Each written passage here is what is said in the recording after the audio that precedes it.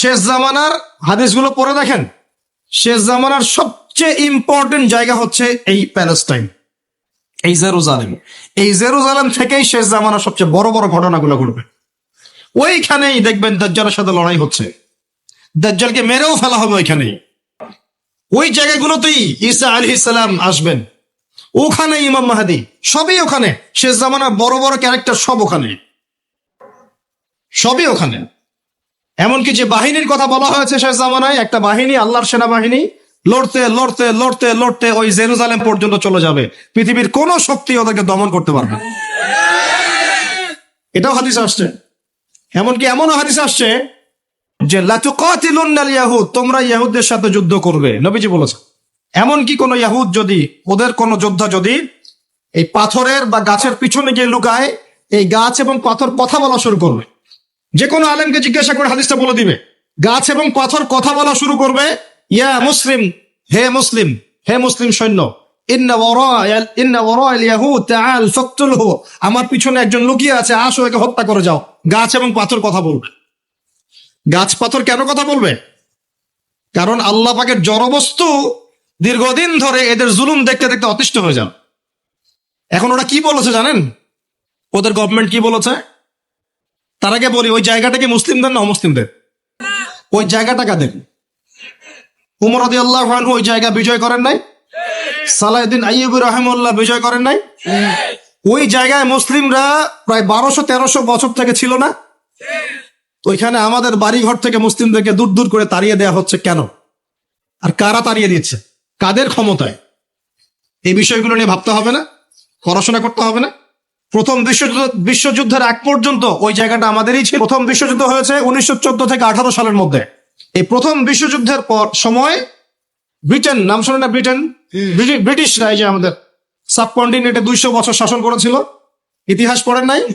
ইতিহাস পড়বেন কি? এখন তো ওই নীল বিদ্রোহের ইতিহাস নাই, হাজী শরীয়তুল্লাহর নামই নাই, তিতুমিরের নামও নাই, ফরাইজি আন্দোলনের নামই নাই।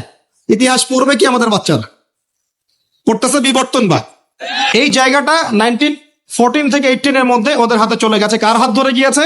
এই ব্রিটিশদের হাত ধরে। আচ্ছা, ব্রিটিশটা কি এই উপমহাদেশে ভালো কাজ করেছে না খারাপ কাজ করেছে? আধ্যাত্মিক ভাবে, ধর্মীয় ক্ষেত্রে তার প্রচুর জুলুম করেছে, করে নাই? জুলুম করেছে। ওরা ডিভাইড অ্যান্ড রুলে বিশ্বাসী ছিল। মানুষকে ভাগ করে দিবে দলে দলে, এবং মানুষ আপোষে মারামারি করতে থাকবে। ডিভাইড মানে ভাগ করো, শাসন করো। ঐক্যবদ্ধ থাকলে শাসন করা যায় না। আপনারা সবাই যদি ঐক্যবদ্ধ থাকেন, তখন আমি কিন্তু আমার কোনো মতবাদ আপনার উপর চাপাতে পারবো না। কিন্তু যদি আমি আপনাকে ভাগ করে ফেলি, 10টা গ্রুপে ভাগ করে দেই, তখন আমাকে কিছুই করতে হবে না, আপনারাই মারামারি করে শেষ হয়ে যান। এই কাজটা এখন সারা বিশ্বে মুসলিমদের দ্বারা হচ্ছে না? তো ওরা এই পলিসি অ্যাপ্লাই করেছিল। আমি একটু বলে দিই এই পলিসিটা কার।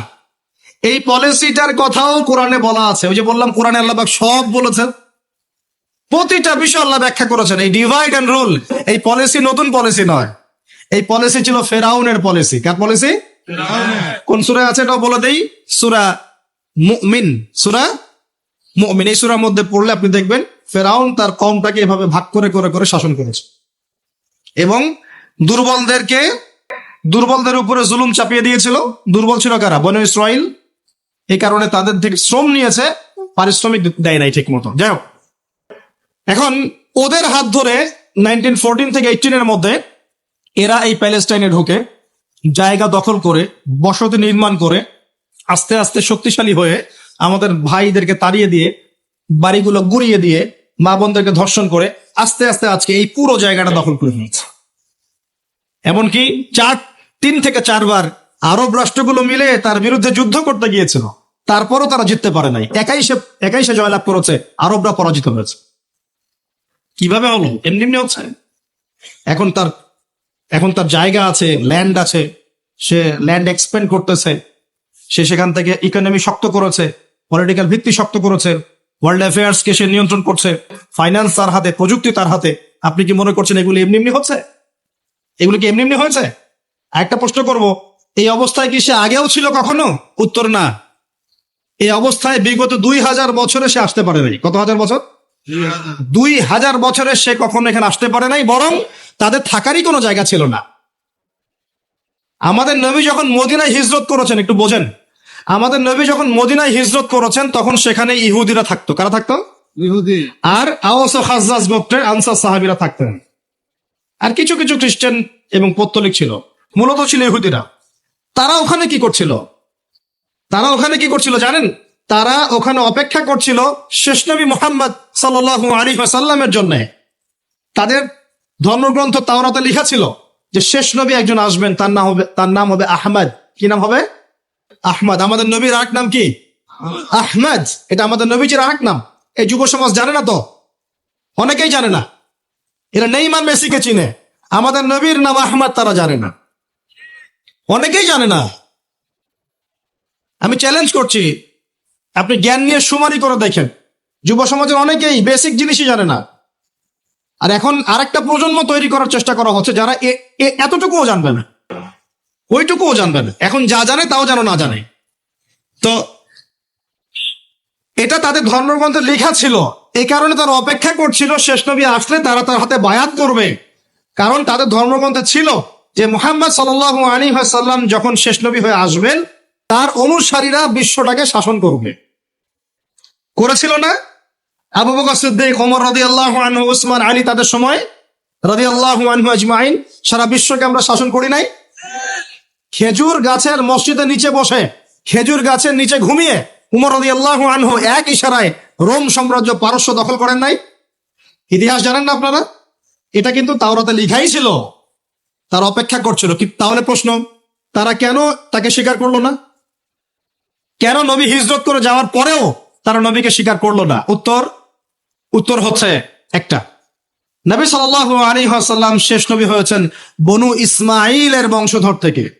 বনু ইসমাইল মানে ইসমাইল আলাইহিস সালামের বংশধর থেকে মুহাম্মদ সাল্লাল্লাহু আলাইহি ওয়াসাল্লামের জন্ম হয়েছে। আর তারা হিংসা করেছে কেন? কারণ বনু ইসরাইলের মধ্যে কেন শেষ নবী আসে নাই, এই কারণে তারা স্বীকার করে নাই। আল্লাহ সূরা বাকারায় বলছেন, ইয়ারিফুনাহু কামা ইয়ারিফুনা আবনাহুম, তারা নবীকে চিনে যেমন করে বাবা সন্তানকে চিনে। সুবহানাল্লাহ। এখন কথা শোনেন, ওখানে তিনটা গোত্র ছিল, ইহুদি গোত্র। কয়টা? তিনটা। একটার নাম বনু নাজির। কি নাম? বনু নাজির। এই বনু নাজিরকে নবী সাল্লাল্লাহু আলাইহি ওয়াসাল্লাম যুদ্ধ করে তাড়িয়ে দিয়েছেন।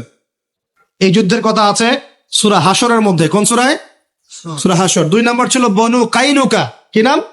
বনু কাইনুকা। এদেরকেও বিতাড়িত করা হয়েছে। আর 3 নম্বর ছিল বনু কোরাইজা। কি নাম?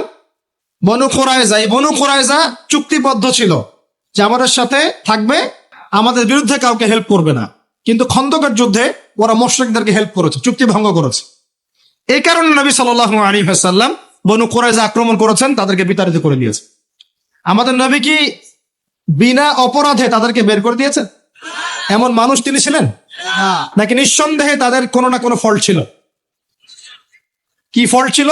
ফল্ট ছিল এই, তারা মুশরিকদের সাথে, অন্যদের সাথে মিলিত হয়ে ওই মদিনা রাষ্ট্রটাকে ধ্বংস করতে চাচ্ছিল, ঠিক যেমনটা তারা এখন প্যালেস্টাইনে করছে। তো এই কারণে তিনটা বড় বড় গোত্রকে নবী সাল্লাল্লাহু আলাইহি ওয়াসাল্লাম বের করে দিয়েছেন। আরো শোনেন, নবী সাল্লাল্লাহু আলাইহি ওয়াসাল্লাম যখন ইন্তেকাল করছেন, একদম ইন্তেকালের মুহূর্তে তার গায়ে জ্বর, প্রচন্ড জ্বর, গায়ের তাপমাত্রা বেড়ে গেছে, তাকে গোসল দেয়া হচ্ছে এবং গোসল থেকে উঠে তিনি আবার বেহুশ হয়ে যাচ্ছেন, আবার পানি ঢালা হচ্ছে। এরকম একটা মুমূর্ষু অবস্থায় নবী সাল্লাল্লাহু আলাইহি ওয়াসাল্লাম বলছেন, তোমরা নামাজকে ছেড়ো না। তিনি বলছেন মেয়েদের ব্যাপারে এবং তোমাদের অধীনস্থদের ব্যাপারে সতর্ক থেকো। আরো বলছেন আরব উপমহাদেশ থেকে, আরবের জাজিরা থেকে ইহুদিদেরকে বের করে দিও। কখন বলছেন এই কথা? একদম শেষ সময় আছে। আরো বলছেন তোমরা আমার কবরকে উপাসনার জায়গা বানিও না, আমার কবরকে সেজদার জায়গা বানিও না। এগুলো তিনি শেষ কথা বলে গেছেন।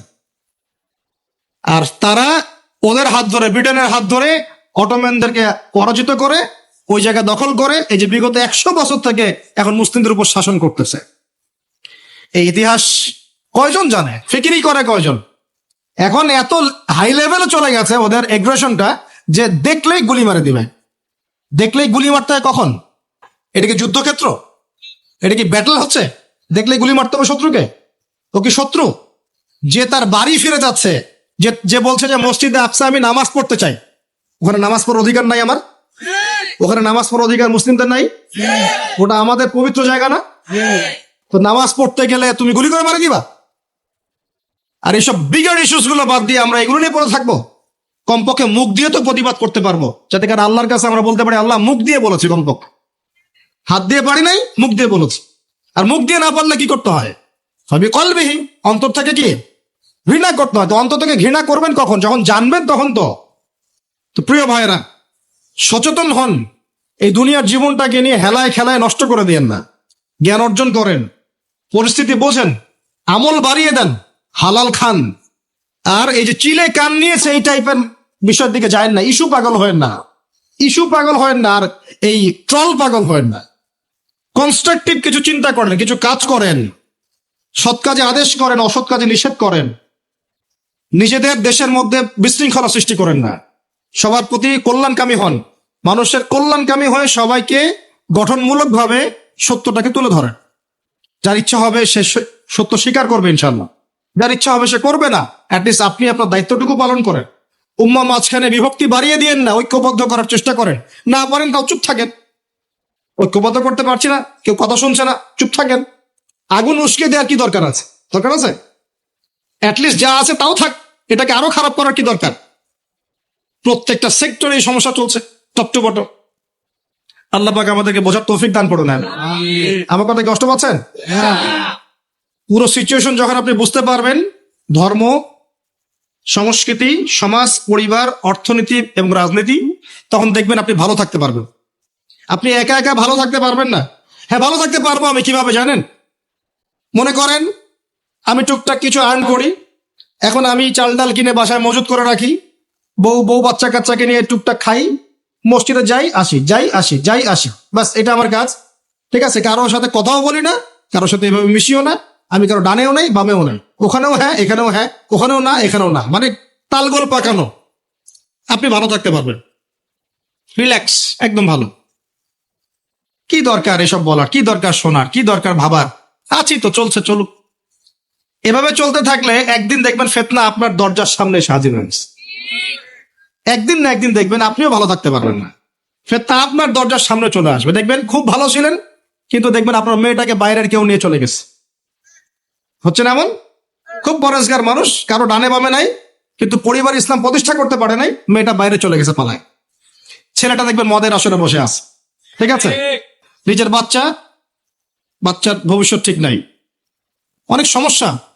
শোনেন প্রিয় ভাইরা, নিজে একা একা ফিতনা থেকে বেঁচে থাকা যাবে না। ফিতনা থেকে বেঁচে থাকা যাবে না, এর দলিল কোরআনেই আছে। ওয়াত্তাকু ফিতনা, ওয়াত্তাকু ফিতনাতান লা তুসিবান্নাল্লাযীনা যালামু মিনকুম খাসসা। আল্লাহ বলছেন তোমরা সেই ফিতনা থেকে বেঁচে থাকো। আল্লাহর কথা শোনেন, আল্লাহ পাক বলছেন তোমরা সেই ফিতনা থেকে বেঁচে থাকো, যে ফিতনা শুধু জালেমদের উপর খাস করে আসবে না, মানে সবার উপরেই আসবে। বলেন তো, সুদের ফিতনা সবার উপরে আসে নাই?